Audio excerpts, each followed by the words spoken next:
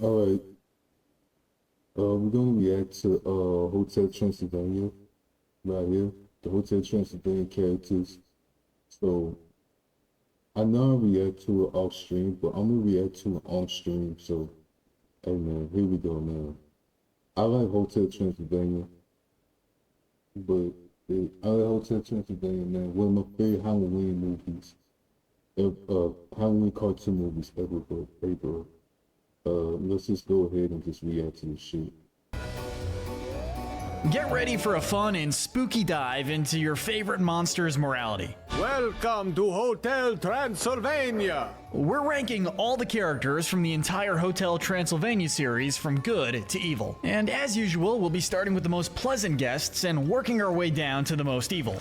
These characters are the good. And the gold medal of good was no easy choice, but we decided to give it to the legend himself, Blobby. In a world where the majority of monsters are surprisingly friendly, there were a lot of contenders for our top spot. But Blobby takes the cake / gelatin. He's always there to help out, even when he's not properly appreciated. In the second movie, the guys literally leave him stranded in a lake for hours, only calling when they need some transportation. And he still shows up in mere moments without hesitation in their time of need.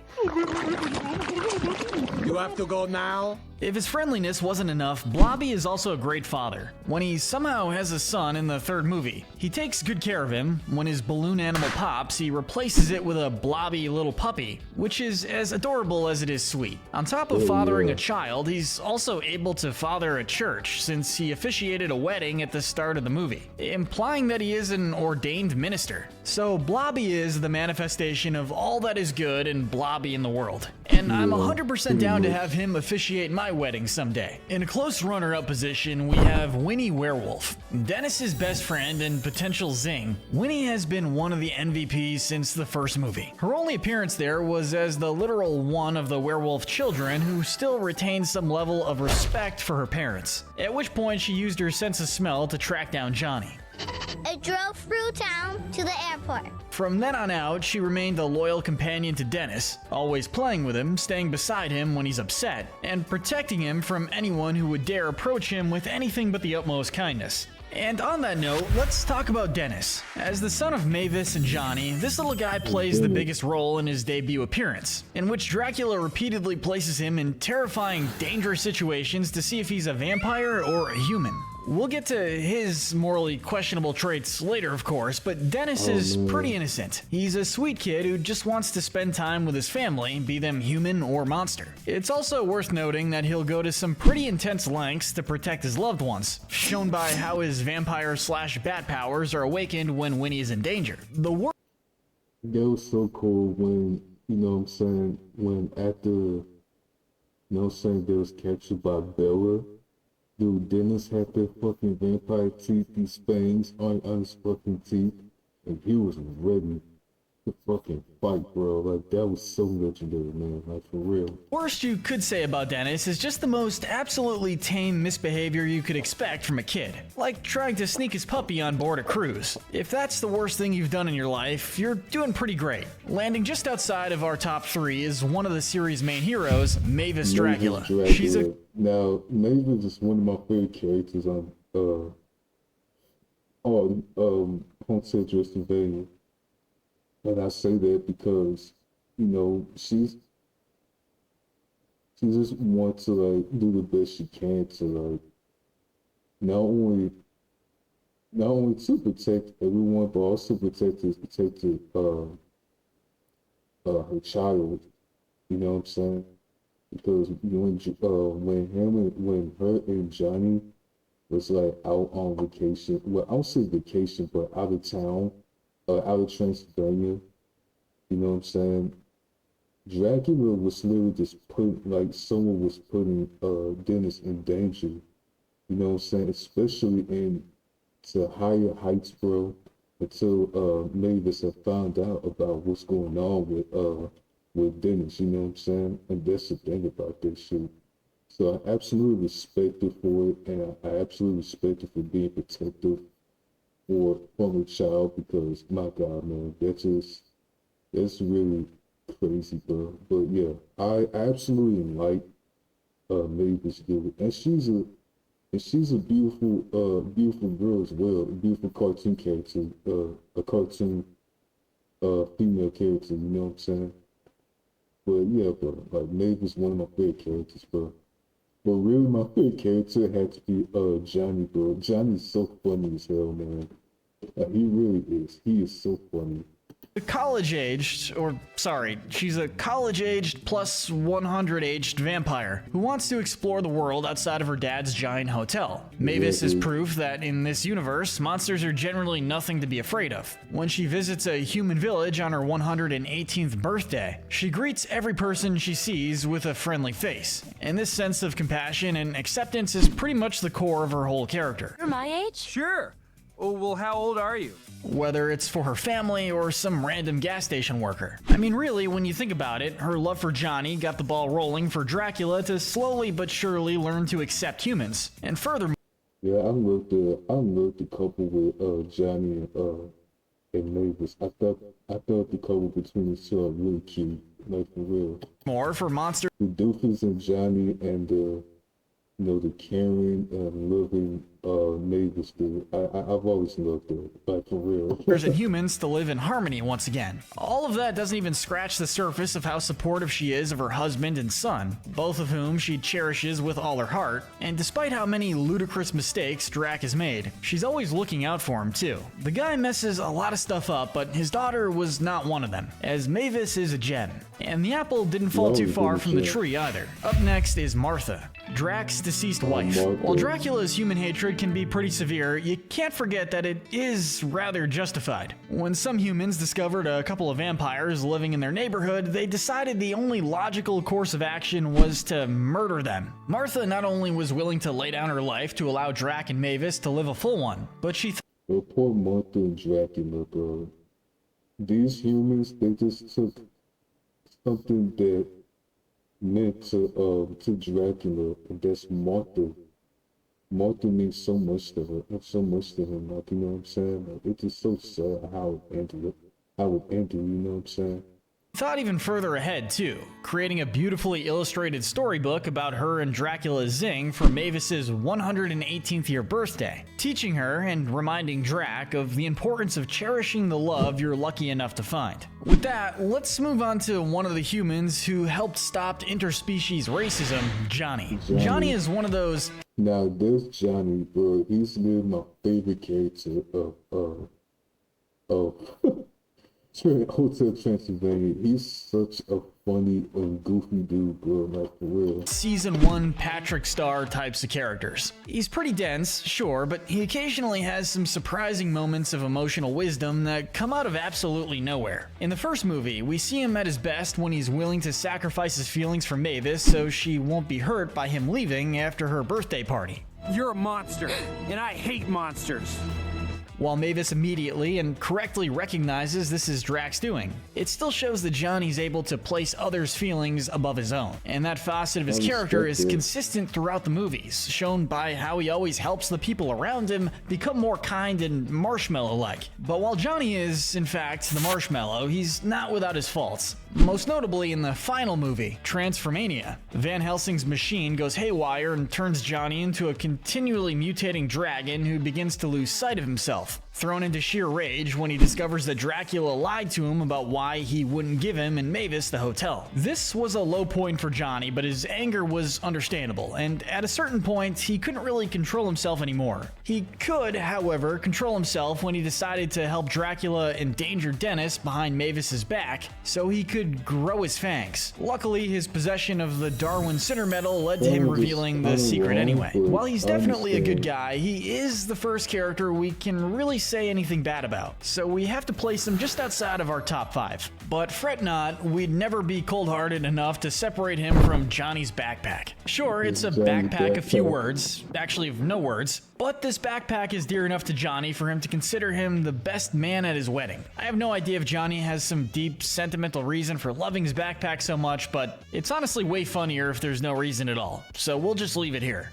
Surprisingly, Johnny isn't the only human in the good category. Enter the Monster Fest humans. If Johnny and Mavis got the ball rolling on changing Drac's mind about humanity, These guys sent it all the way to the end of the lane. These are just a bunch of people who love monsters, and when they discover that they've encountered the real Dracula, they don't hesitate to help him find Johnny before it's too late by shielding him from the sun. That's some serious generosity for someone who's not just a vampire, but a vampire they didn't even know personally. There's only one way, blah, blah, blah. I do not say blah, blah, blah. For every human who will murder their neighbors for being different, there are plenty more who would use their own cloaks to shield them from the sun. And that's a really heartwarming thing to see.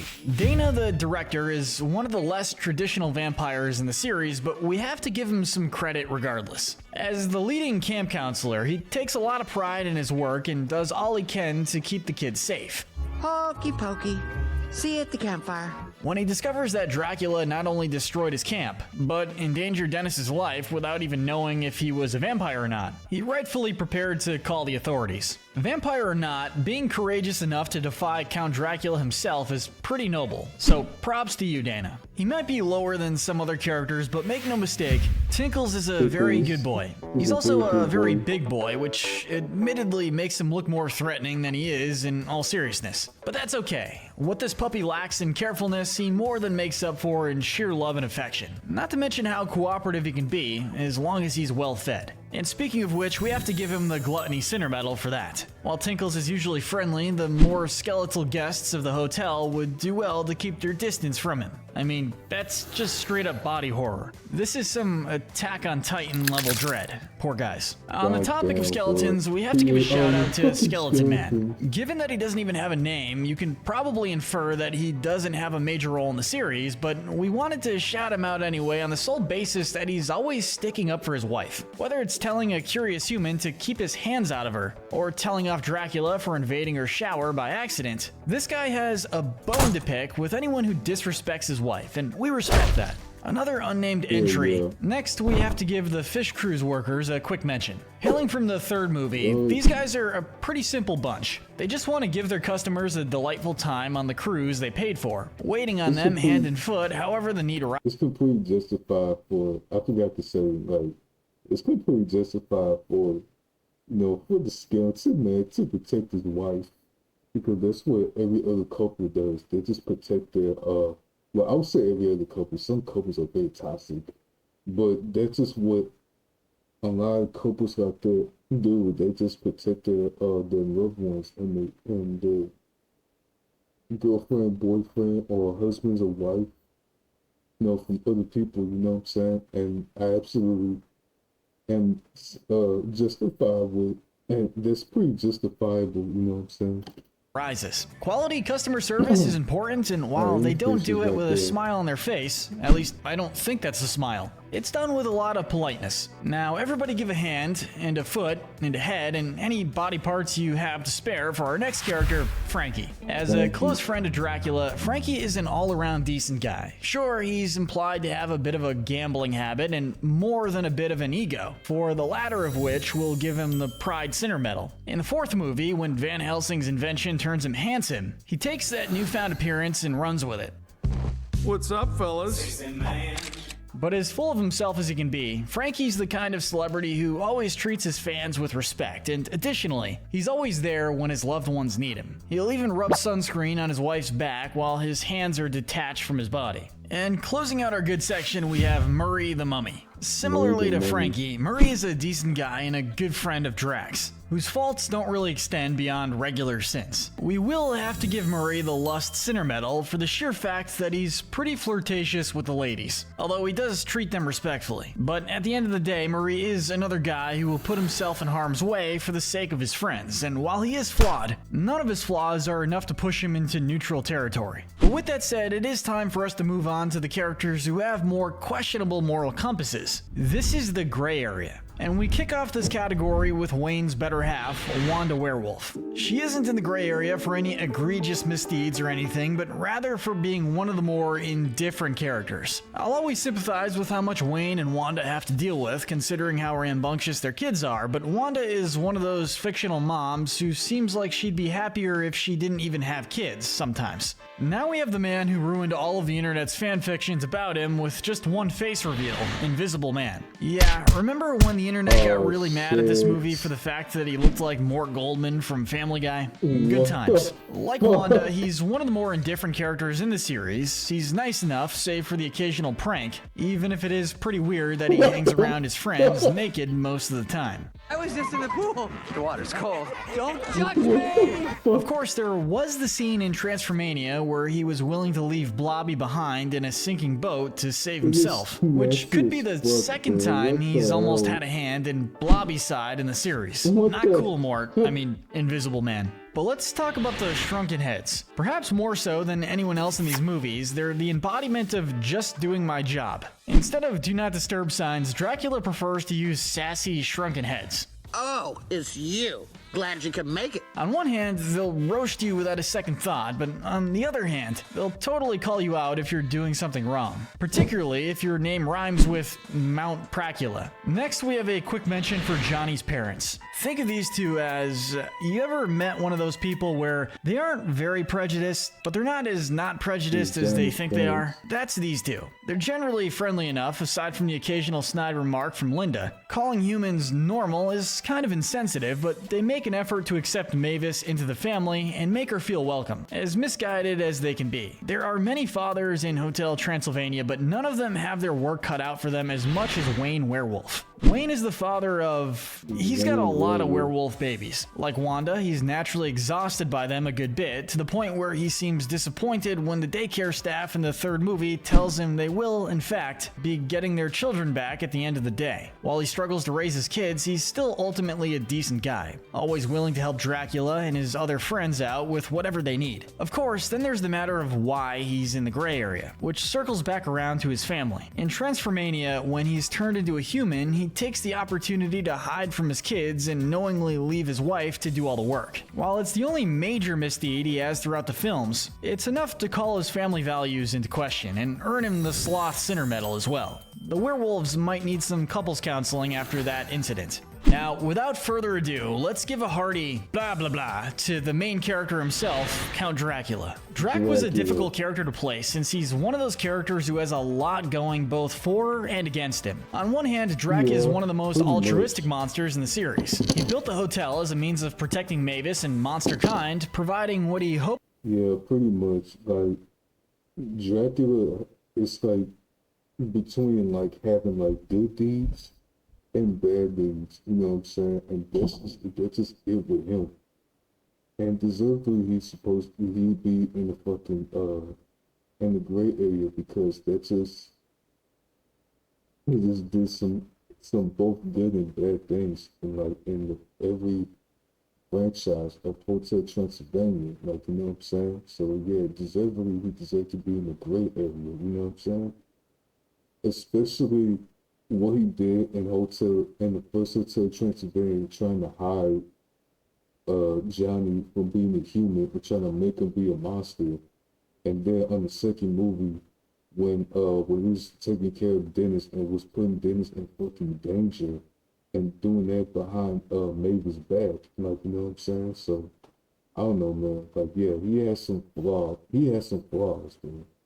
He has some good deeds and bad deeds in like the whole entire Hotel Transylvania franchise. So Hoped to be a safe haven from humanity. Despite his initial prejudice towards humanity, he comes around and eventually accepts them once Mavis falls in love with one, finding out that neither humans nor life itself are so bad. He's done a lot of generous good deeds, even down to saving Abraham Van Helsing from falling to his death in the third movie, despite him spending over a century trying to kill him. Unfortunately, Drac is one of those characters whose good deeds are just about balanced out by his bad ones. He has a serious lying problem and will go to some pretty extreme lengths to avoid change. This is a factor in 3 out of the 4 movies' core conflicts, from brainwashing Mavis into a state of human prejudice, to lying about why he refused to pass the hotel down to her and Johnny, all the way to his performance in the second movie, which included multiple counts of child endangerment and destruction of property. That's a very unsafe tower. You're lucky we don't call the authorities. He always makes up for his misdeeds, but the fact that he's consistently willing to tell lies and endanger his loved ones, to varying degrees per movie, keeps us from ranking him any higher. Next, we have Frankie's not really better half, Eunice. As Frankie's wife, she deals with no shortage of antics from him. As a result, you can't really blame her for being a little bit exhausted. The thing is, she's more than a little exhausted. Anytime she's on screen, you can safely bet that she's going to be nagging Frankie or one of his friends about something. They're vicious, and they're very loud! She's not a bad person by any means, but she's just kinda doing her own thing, really. If there's one character or group of characters the idea of doing your own thing applies to more, it's definitely the werewolf babies. These creatures are vicious, thoughtless beasts. In other words, they're toddlers. Sure, they're not malicious. I don't even think you can be malicious at that age, but their lack of respect and restraint means they're still among the least good of the series' ensemble cast. Next, we have the biggest monster in the series, the Kraken. Honestly, it's hard to really gauge this guy's moral compass since it seems like his character depends on what music he's surrounded by. When we first meet him, he sings a happy song to welcome the gang to Atlantis, but when Van Helsing enacts his evil plan, he becomes a mindless killing machine. Thankfully, when Johnny teaches the rest of the crews to do the Macarena, the Kraken calms down and turns against his master, saving the day at last. But from one giant to the next up is Gigi. He may look unassuming and adorable, and that's because he is. Well, for the most part. But it turns out that mutating him into a monster will lead to some serious destruction of property. It's one of those moments where a kid's movie has some real wisdom. Never pump your pet guinea pig full of steroids. Nearing the end of the gray area, we have one of the most important characters in the series, the elderly gremlin who didn't do that. She's constantly causing a ruckus, from eating a friend's winning bingo card to eating Johnny's scooter to, worst of all, eating little Dennis's whole birthday cake right in front of him. But the worst part about her is her gaslighting. The moment you call her on her behavior, she hits you with that iconic line. I didn't do that. Still, aside from being mischievous, we wouldn't say she's evil. At least she makes us laugh, so that's good for something. Drax's second zing, Erica Van Helsing, is up next. As the granddaughter of Abraham Van Helsing, she was raised to believe that monsters were pure, disgusting evil. I won't try and kill him. I will kill him. And she believed that for a long time, to the point where Abraham had to stop her from trying to kill Dracula right off the bat, pun intended. But as she spends more time with him, she slowly finds herself developing feelings for the monsters, some more romantic than others, and ultimately she finds the courage to defy her grandfather to help save the hotel gang from destruction. Of course, this was primarily motivated by her falling in love with Drac, but regardless of the means, she still had enough courage to overcome the beliefs she was raised under and become a better person. She even uses her old monster-killing machine in Transylvania to help track down Dracula and Johnny, proving herself to be a full-on hero to monster kind. And just barely, narrowly missing out on falling into full-on villain territory, we have Vlad Dracula. And when I say narrowly, I mean very, very narrowly. His prejudice makes Drax look absolutely pleasant and tame in comparison. And even without taking that into account, he was more than willing to traumatize Johnny to help him grow his fangs. That's a seriously cruel move, but to his credit, once he realizes how much he upset both Dennis and Mavis, he has sincere remorse and helps find the former. He proves to have a change of heart in the end when he narrowly stops Bella from killing Johnny, threatening him to never come near him or his family again. And if all that isn't enough, he has some of the absolute sickest dance moves in the universe. But with the gray section wrapped up, it's time to get to the spookiest characters in the saga. These are the bad and the evil. And kicking off our bottom five, we have the first movie's villainous duo of Quasimodo and Esmeralda. As Dracula's chef and Dracula's chef's pet rat, respectively, these two take a lot of pride in their work. Quasimodo loves cooking to the point where he'll resort to physically abusing his employees for mistakes. There's also the detail of how he's even more dedicated to keeping the hotel human-free than Dracula is, considering how he was willing to cook and eat Johnny. And honestly, if you had to eat some humans, why not go back in time to eat those murderous humans who killed Martha? These guys were honestly sorta difficult to rank. On one hand, I don't know how comfortable I would be with literal vampires living in my neighborhood, assuming I hadn't watched Hotel Transylvania and knew that they could be friendly. But on the other hand, like, they're vampires, dude. If they wanted to hurt you, they would have done it already. But they're just living their lives, so they clearly don't want to. But you know what does make vampires want to hurt you though? Killing their wife in cold blood. The bronze medal of evil has to go to the third movie's main villain, Professor Abraham Van Helsing. Now, right off the bat, I think this guy's a pretty easy choice for the Wrath Center Medal. He held a grudge against Dracula for over 100 years, devoting his entire life to killing him, and expecting his granddaughter to do the same. His determination to kill monsters extended well beyond when humans were simply afraid of them. For Helsing, it's an act of sheer prejudice and ego. To the bitter end, he was determined to murder Drac and all the other monsters, and even after Dracula saved his life, which ultimately changed his mind, he was ready to only give them a 30% refund as an apology. Oh, all right. Full refund.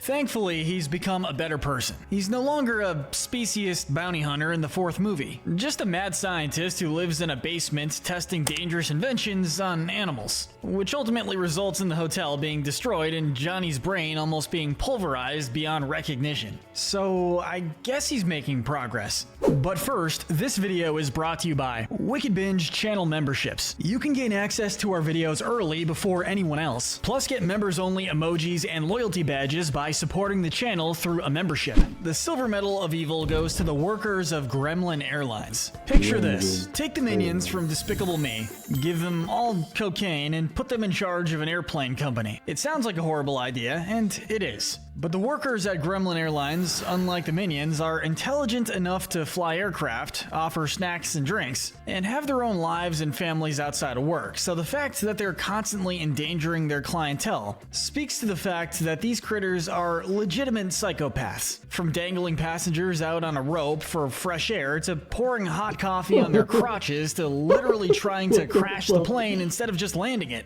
Okay, folks, you're free to move about the cabin as we have started our descent.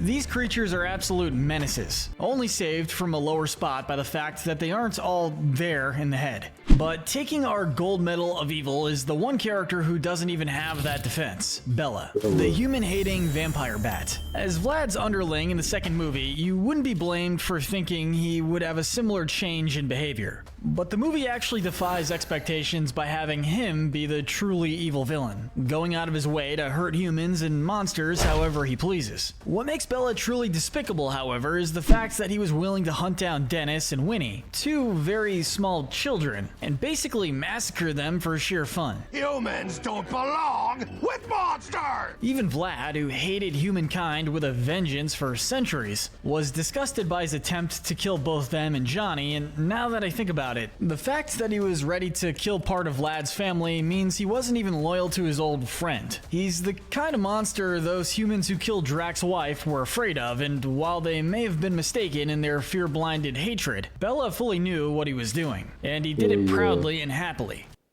Yeah, he was such an idiot, such an asshole, like, for real, complete asshole. But yeah, that's all the Hotel Transylvania characters, you know what I'm saying? So, hey man,